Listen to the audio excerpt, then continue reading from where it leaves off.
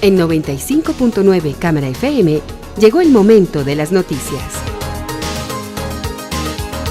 Con el patrocinio de Almacenes Éxito presentamos el Noticiero Económico Antioqueño. Información local, nacional e internacional a la altura de todas las cabezas. Noticiero Económico Antioqueño. Desde 1975 dice cómo marchan los negocios. Director J. Enrique Ríos.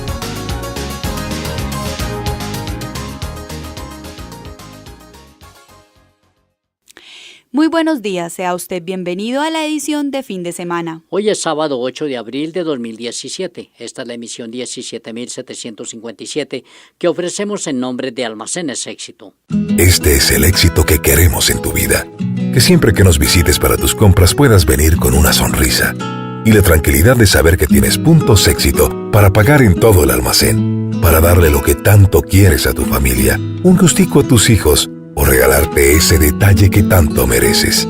Es que ustedes, las mujeres de este país, nos inspiran para hacer que cada día haya un poco más de éxito en sus vidas. Éxito para servirte. ¿Aún no sabes qué estudiar? Ingresa a nuestra página web www.ces.edu.co. Universidad CES, un compromiso con la excelencia. La vida está hecha de agua y un solo árbol puede perder por evaporación 265 litros de agua por día. En el Grupo EPM protegemos el agua porque entendemos que es el recurso más valioso. Por eso conservamos más de 45.000 hectáreas de cuencas y trabajamos en alianza con otros actores del territorio para que pronto sean 137.000 hectáreas más de vida para todos. Grupo EPM, por ti, estamos ahí. La semana pasada, el BID hizo sus reuniones anuales en Asunción, capital de Paraguay, donde estuvimos como desde hace 34 años. Un cubrimiento que fue posible gracias al patrocinio de Bancolombia, Grupo Argos, Confama y Suramericana. Durante esas reuniones, el Banco Interamericano presentó la evaluación sobre el estado de las economías de Latinoamérica y el Caribe, y al tiempo llamó la atención de los países para que busquen nuevas fuentes de crecimiento económico ante los riesgos que se están observando en el mundo, como la posibilidad de que algunos países desarrollados echen para atrás el proceso de globalización. A propósito de ello, el enviado especial a Asunción, Douglas Balbín Vázquez, dialogó con el economista jefe del BID, José Juan Ruiz, quien también respondió preguntas sobre el estado de la economía colombiana. Este fue el diálogo. ¿Por qué son mejores las perspectivas hoy cuando aún el mundo en general no tiene una senda de recuperación que uno diga ya es confiable y definitiva? Yo creo que hay dos razones. La primera, aunque es verdad que la recuperación del mundo no es definitiva y tiene riesgos, el mundo hoy está mejor que hace un año y que hace 2 años. Crece más, el comercio crece más, las políticas monetarias han conseguido modular la inflación, los desequilibrios comerciales han sido en gran parte reabsorbidos, son menores, y los déficits fiscales, aunque son grandes, todavía son menores y hay planes para que se produzca una consolidación fiscal. Entonces, el mundo crece hoy más de lo que crecía antes y de una forma mejor, más estable de lo que teníamos hace 12 meses, 24 meses. Y América Latina no es distinta al mundo. América Latina lo que ha hecho es ajustarse a esas nuevas condiciones. Entonces tiene una inflación a la baja porque sus bancos centrales han actuado y tienen posibilidad ahora de que cuando la inflación baje utilizar los tipos de interés como estímulo al crecimiento. Los ajustes fiscales están sobre la mesa y esos ajustes se están desarrollando, en el caso de Colombia, siguiendo la senda de la regla fiscal colombiana, que es la que ha permitido ser gradual, no ajustar de forma definitiva. Y en el caso de la cuenta corriente colombiana hace un año estaba por encima del 6% de déficit, muy peligroso, y como consecuencia del mayor ahorro público, porque tienen más ingresos fiscales como consecuencia de su reforma, de los recortes del gasto público focalizados, han aumentado la tasa de ahorro nacional, la cuenta corriente comienza a reducirse y esto significa que la vulnerabilidad de Colombia a un mundo externo con más ruido y con más riesgos, pues sea menor. Todo eso se combina para tener a una Colombia, en este caso, pero América Latina, con tasas de crecimiento mejores y mejor preparada que en el pasado. Lo que sí es verdad es dos cosas también. Una, que no estamos creciendo a la tasa a la que podríamos crecer, ni el mundo ni nosotros. El mundo crece al 3,5% cuando venimos de tasas de crecimiento anteriores a la crisis financiera de los países desarrollados, en las que el mundo crecía al 4,5%. Es decir, nos hemos dejado un punto por el camino. Y en segundo lugar, América Latina está creciendo al 1,7% frente al 3,5% que podría estar creciendo. Entonces, la situación es, estamos mejor, pero todavía no estamos totalmente recuperados. Todavía hay que seguir haciendo cosas fiscales, monetarias, de productividad, reformas. La segunda de las razones por las que, aunque estamos mejor, no hay que ser complacientes, es que hay riesgos en la economía mundial, como ha señalado alguno de los ministros en la conversación. ¿Cuál es el mayor riesgo? Cambios en la política comercial de Estados Unidos y del mundo en reacción a esos potenciales cambios, una situación de subida de tipos de interés en Estados Unidos y por lo tanto una subida de los tipos de interés internacionales que puede afectar mucho a países como nosotros, que seguimos importando capital, seguimos importando ahorro del exterior. Esta es la segunda de los grandes riesgos. Y el tercer riesgo que tendríamos sería que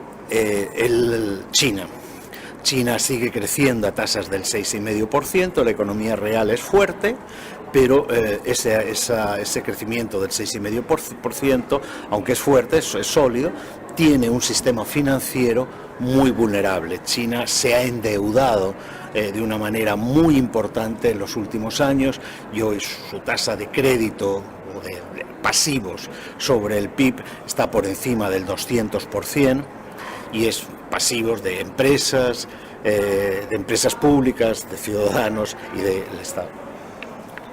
La recomendación del banco a los países de la región es potenciar como fuente de crecimiento la integración regional, ¿sí? ¿De qué grado es la integración hoy en día y cuál es el camino para que esa fuente de crecimiento se materialice como una fuente dinamizadora? América Latina, a lo largo de los últimos años, se ha hecho una región mucho más integrada en el mundo. Y el camino que ha seguido para conseguir esa integración han sido los acuerdos comerciales preferenciales, por bloques y por países. Entonces, en estos momentos lo que tenemos son 33 acuerdos preferenciales firmados por los países de la región, en los cuales, de facto, o de jure, por decirlo de alguna manera, el 80% del comercio de la región y el 80% de los países está liberalizado. Es decir, nos falta mucho menos de lo que la gente cree para convertirnos en un área de libre comercio en la región. Entonces, el informe, por eso se llama Caminos al Crecimiento, hay muchos caminos, no hay un único solo, hay muchos caminos que se pueden hacer. Pero en un momento como el actual, en el que existe ese riesgo de que la política comercial de Estados Unidos cambie y ponga en marcha un nuevo orden comercial en el mundo, la mejor de las caminos, la mejor de las estrategias, aunque no sea la única, es darle el último empujón a que América Latina llegue a ser un área de libre comercio mirándose a sí misma. ¿Por qué mirándose a sí misma? Porque muchos de esos acuerdos comerciales que hemos firmado impiden que realmente los países entre la región comercien sin aranceles y sin restricciones. Hay barreras físicas, hay barreras logísticas, hay aduanas en las cuales despachar un camión tardan 6 horas, Hay todavía aranceles entre aquellos países que no tienen acuerdos entre sí o que tienen reglas de origen, es decir, cuando el contenido de las importaciones de otros países en tus exportaciones impiden que el país de destino de tu exportación considere ese producto que tiene importaciones de otro con aranceles cero. El informe lo que dice es: intentemos en esa cazuela de espaguetis que tenemos de acuerdos comerciales, intentemos homogeneizar y simplificar, porque ahora es muy difícil gestionar ese modelo de integración. No nos da todo lo que nos podría dar. Entonces, esta es la primera idea. La segunda idea es ¿para qué? Bueno, para que nosotros podamos comerciar entre nosotros, y no porque de ahí vayan a salir mucho más crecimiento, sino que si comerciásemos más entre nosotros y realmente fuéramos un área comercial unificada, esa América Latina tendría una capacidad de negociar con China, con Europa, con Estados Unidos, acuerdos comerciales mucho más beneficiosos y mucho más equilibrados. El paso de integrarnos regionalmente es casi como dotarnos del instrumento para poder ir a una mayor integración en la economía mundial, porque somos 500 millones de personas, el mundo son 7.200 millones de personas. Integrarnos entre nosotros supone un gran avance, pero lo que supone un gran avance es que nuestro mercado de 500 millones de consumidores y de productores pueda aprovecharse del potencial de crecimiento de la economía global y pueda negociar con una única voz, aunque no sea una negociación de un gran acuerdo comercial con todas las leyes de la ley, sino pragmáticamente. Si uno llega al acuerdo, si el acuerdo de Mercosur y el acuerdo de la Alianza del Pacífico se pudiera producir y tuviéramos esa posibilidad de que realmente los bienes fluyesen de uno a otro con facilidad y sin aranceles, esto sería un inmenso paso adelante para que los países de la región pudieran tener acuerdos con China, con Europa.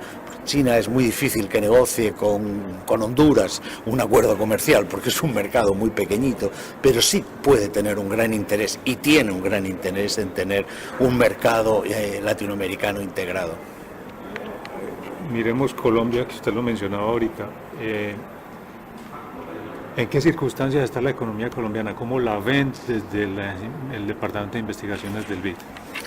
Nosotros vemos que Colombia ha hecho un esfuerzo colosal en un entorno muy hostil. O sea, Colombia perdió una parte muy importante de sus ingresos fiscales como consecuencia de la caída del precio de los commodities, y partió en una situación en la que la ampliación de su déficit público y su déficit de cuenta corriente inicialmente proyectó sobre Colombia una sombra de dudas de si esta vez iba a ser capaz de responder al gran reto que se le había planteado. Yo creo que Colombia es bastante paradigmática de esta nueva Latinoamérica. Por un lado, se apalancó en su regla fiscal y dijo y se comprometió a hacer una reducción del déficit fiscal que siguiese la senda que le imponía ese compromiso con los inversores internacionales y domésticos, que es una regla fiscal. Y lo hizo recortando gastos, pero lo hizo también introduciendo una reforma fiscal que no fue fácil de introducir, que tiene costes en términos de capital político de quien mueve y propone esas leyes, pero que sin embargo, una vez que se produjo el acuerdo y salió, yo creo que sinceramente que evitó que Colombia perdiese, tuviera una reducción en su grado, en su rating por parte de las agencias, lo que hubiera sido realmente una inmensa complicación porque hubiera encarecido mucho y hubiera tenido enormes costes para seguir continuando con el ajuste. Entonces yo creo que Colombia ha hecho muy bien sus deberes, o sea, Colombia está a punto de cerrar su cuenta corriente. Por primera vez vemos cómo las exportaciones colombianas están creciendo tanto en términos reales, en términos de volumen, como en términos de dólares. frente a lo que ocurrió en los dos últimos anteriores en los que hubo caídas. El ajuste no es un ajuste externo, no es un ajuste exclusivo a través de reducción de importaciones, no lo es, hay una parte de crecimiento de la exportación, y lo que es importante, los ajustes cambiarios y los ajustes de demanda interna que se han producido están permitiendo que la producción interna colombiana gane cuota de mercado frente a las importaciones en el mercado colombiano, lo cual tiene una incidencia mayor sobre la creación de empleo o la protección del empleo en determinados sectores de la economía. Se está produciendo además una diversificación de la estructura productiva que no se pudo producir antes por apreciaciones del tipo de cambio real, pero que en estos momentos la conjunción de una menor inflación que permite bajadas de tipos de interés por parte del Banco Central, un ajuste fiscal que tiene una senda gradual, una reforma fiscal que ha no solo llevado más recursos, sino también eliminado distorsiones importantes y probablemente contribuido a la reducción de la informalidad en la economía, más el dato de la paz. Creo que todo esto junto hace que Colombia haya zafado una situación bien peligrosa en la que estuvo durante los primeros momentos de la caída del precio de commodities. ¿Siente usted que, o siente desde el BID, que la reforma tributaria tiene el aliento de ser estructural o más allá de eso, que va a tener, digamos, la posibilidad de darle una tranquilidad no solo pues al Estado, sino a los contribuyentes, de que va a ser de largo plazo? Sí, o sea, yo creo que, y lo podrá ver en el macro report, tenemos un box, una columna especial sobre la reforma fiscal. Creemos que no solo tiene mayores recursos, sino que, como usted dice, es estructural en el sentido de que está diseñada para eliminar distorsiones que alimentaban la extensión de la informalidad de la economía colombiana. O sea, la eliminación de determinadas cargas que caían sobre el impuesto sobre el trabajo y su sustitución por un impuesto indirecto, por el aumento del IVA, creemos que tienden a hacer la estructura tributaria colombiana mucho más neutral, mucho mejor en términos de asignación de recursos. Este es un punto muy importante y es un punto que el banco ha defendido desde hace mucho tiempo, ha propuesto, y estamos muy contentos de que las autoridades colombianas consideraran este aspecto, porque creemos que es importante.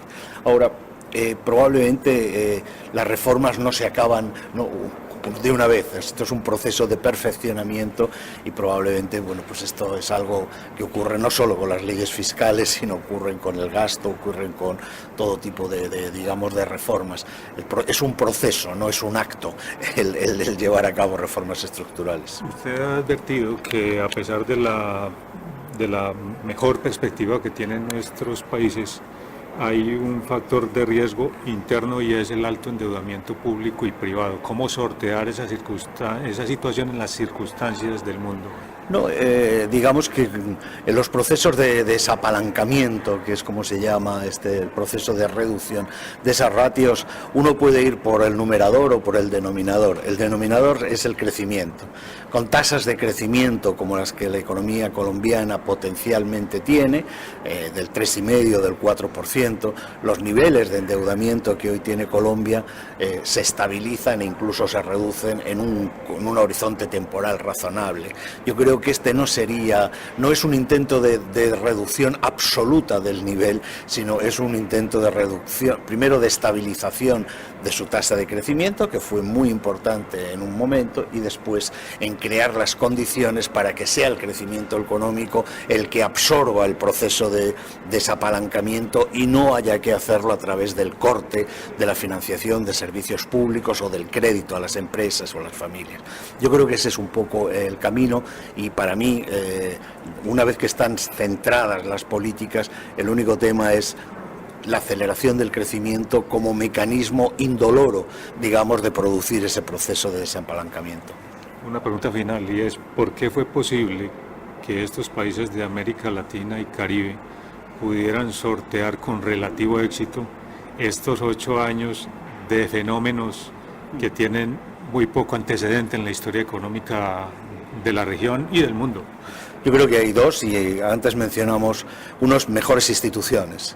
O sea, un banco central creíble e independiente que sube tipos, como subió el Banco Colombiano cuando la inflación aumentaba y ancló las expectativas de inflación, es lo que después abre las puertas de que el mismo Banco Central, una vez que la inflación no constituye un riesgo, puede contribuir a la reducción de TIP, con la reducción de tasas, a mejorar el potencial de crecimiento. Este creo que es uno de los puntos. Y el segundo es el gradualismo que le permitió a Colombia el hacer un compromiso y hacer un cumplimiento de su regla fiscal. Cuando uno es confiable para los mercados, cuando es confiable para los inversores, uno tiene un horizonte temporal mayor para poder hacer las reformas, siempre y cuando las reformas las vayas haciendo y vayas entregando los resultados y lo que te prometiste. O sea, cuando la gente sabe, como en los viejos mundos de los negocios, que cuando uno se da la mano, el negocio está hecho y nadie va a intentar defraudar a nadie, hay más tiempo. Y cuando hay más tiempo, las posibilidades de que los ajustes sean más tolerables, sean más sostenibles, tengan mayor soporte por parte de la sociedad, los hacen mucho más sólidos y mucho más fáciles de mantener.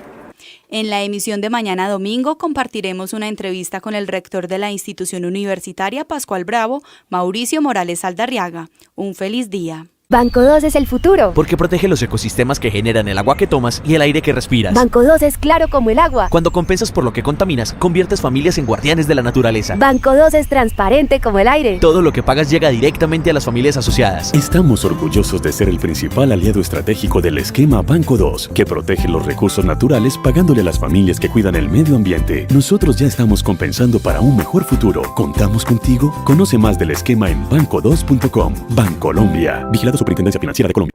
Invertir en empresas sostenibles es otra forma de aportarle al mundo.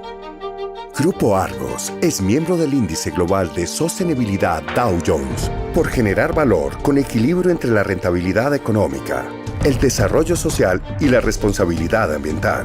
Y tiene el sello IR de la Bolsa de Valores de Colombia como reconocimiento a su relación con inversionistas. Grupo Argos, inversiones sostenibles en infraestructura. ¿Quieres andar? Anda cogiendo las manos de alguien que está aprendiendo a andar. Asegúrate de andar descubriendo todo lo que hay por vivir ingresando a aseguratedevivir.com.co. Seguros de vida, Sura.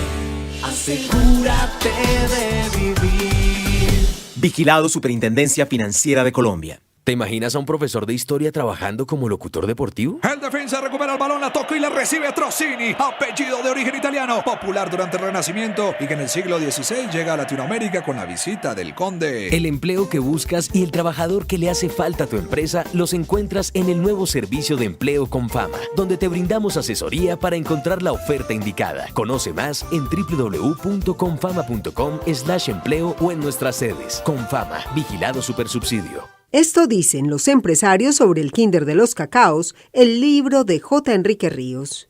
Andrés Aguirre, director del Hospital Pablo Tobón Uribe. Tenemos que dejar más de lado los conceptos fríos, precisos, y educan más las narraciones, las historias de aquellos que han vivido, de aquellos que han afrontado la vida y de aquellos que han trascendido la vida. Hoy la humanidad está necesitando más esas cosas que nos llegan al alma, que han nacido desde el alma, y ese es el gran mérito de este libro, que es un libro de pedagogía sobre la vida que tanto estamos necesitando hoy en el mundo y especialmente en Colombia. Así que mis felicitaciones y ojalá haya muchas personas que lo lean y que aprendan y que reflexionen, incluyéndome a mí, que también leeré los capítulos de los otros 39 porque sigo necesitando que me enseñen. Un abrazo muy especial.